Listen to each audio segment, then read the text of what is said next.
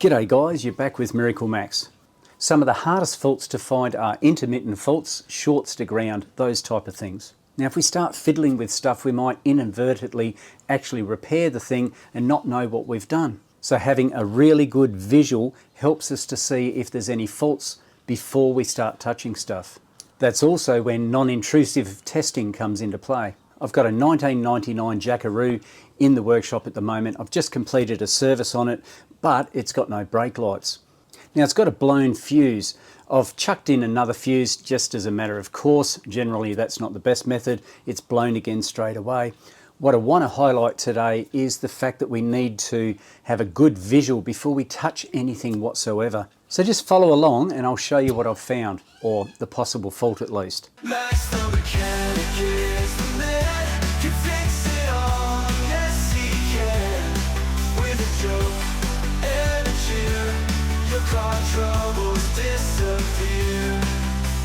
Typically when you have faults with brake lights, indicators, tail lights, those sort of things, the go-to place is the trailer plug. So before I touch anything, I'm going to have a really good visual in that area and see if there's any obvious faults.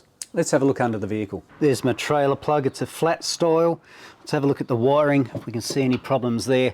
You can see it bends around here, it's a fairly tight bend. We've got an Anderson plug that's been hit as well. Let's have a look back here. What can we see? Any faults? Oh, I think I've found something. See in here, not sure if you guys can see it, but there's a plug back there and there's a wire rubbing right up against the fuel tank itself. And I haven't touched it, I'm just having a look at the moment, but yeah, it looks like it's bit in there pretty well, doesn't it? So that will be my go-to place. I will check at the fuse and I can tell that it's a dead short. So I've pulled out the appropriate fuse and you can see, yes, it's blown. Just for the sake of the camera, I'm going to pop in a new one and see what it does. Now of course it won't blow straight away, which tells me it's on the powered side, or not the powered side, the load side, because it's not blown yet. But if we put on our brake light or our brake pedal, let's just touch that and see what it does. Did you see that? Okay, so we've definitely got a dead short. Now where is that?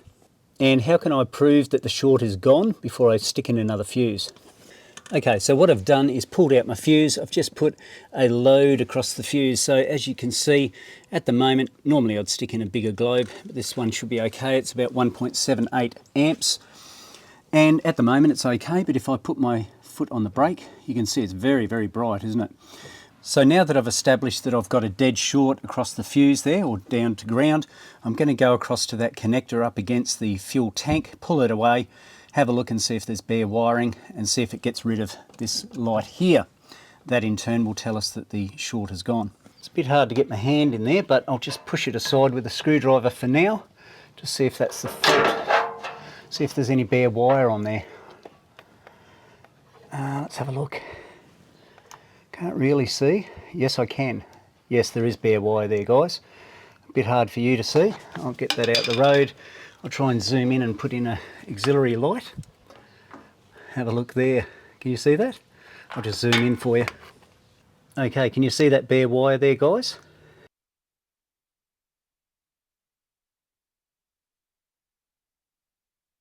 Also look for any obvious signs of damage. You can see that someone's backed into something here and damaged the light assembly here, but I'm not concerned about that one. Let's go over the other side. So it looks like they've beaten the poor thing up a little bit. There's a big scratch down the side here. But the main one I want to look at is this guy here. You can see it's been hit pretty hard, so whether there's some wiring up underneath, I'll have a look at that next. There's a connector there tucked away, so I might just disconnect that one and see if that causes the short to go away.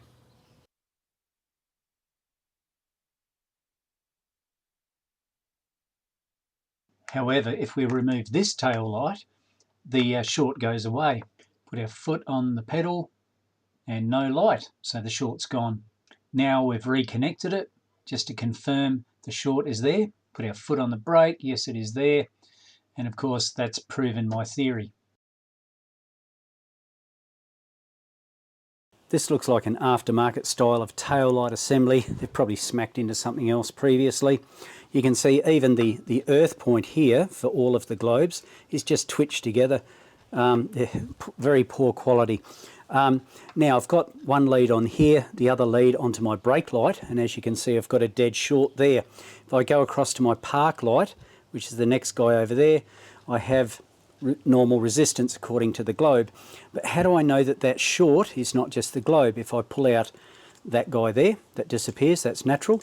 If we put our globe back in and then we go across to our brake light, that's across there, we've got that dead short again. If we pull out our globe, that short is still there. So obviously it's in this little socket assembly. And if you have a close look, you can see over here it looks like it's burnt. So I'd say in the back it's shorted out somewhere and that has blown the fuse in turn. But this socket really needs to be replaced. I'll pull it apart, see if it can be repaired or taped up or whatever. But yes, overall it's just very poor quality of the tail light assembly. That's what's caused the short. So you can see what's happening. The clue was the melted plastic around here. If you turn it over, you can see that there's a gap in there, and that's because the spring has touched against that. It's pushed up against that connection there, and then that spring has touched against the housing. The housing in turn, you can see down in there, my earth point. Let's pull that out. You can see that earth point in there, and that of course has blown the fuse. So that's the reasoning behind it, just cheap rubbish I guess. Yeah, I'll have to let the customer know. They can decide what they want to do. So it wasn't just the trailer plug wire that was the fault, which I thought it would be, but being observant, having a look at crash zones, etc., to see what might cause the problem. Bit of a fluke, because I don't believe that this was as a result of the crash, but yes, this has been poor quality. Just for diagnostic purposes only, I've wrapped some tape around there, just to keep the spring away from the connection. We'll pop him back into place wherever he's meant to go, and then we'll see if we have no longer got that short. The globe's back in place, as you can see, and we've got 1.2 ohms there. Let's try on our other one, which is our park light, and we've got 2.8 ohms, or our brake light. So short is now gone, simply by having a good visual. And with the newly installed fuse, we have all our brake lights working properly. That guy there, that guy there, that fella there, even our eye level one, and of course that guy hanging off to the side there. So yes, brake lights are all done, simply because of a poor construction of a tail light assembly. After thoroughly testing all the lights once again, I can be confident that that fuse won't blow. I've also cable tied that connector, that trailer connector, right up out the road so it won't rub against the fuel tank. You can see the importance of having a really good visual before you touch anything. You might inadvertently fix it. In this case, it was a little left field due to a poorly manufactured tail light, and of course that wire rubbing against the fuel tank. I hope this video today has been helpful to you guys and will help you in your diagnostic path in the future. If you haven't already, please subscribe to the channel, give it a like, feel free to comment down below. Don't forget about that notification bell. You don't want to miss any future videos.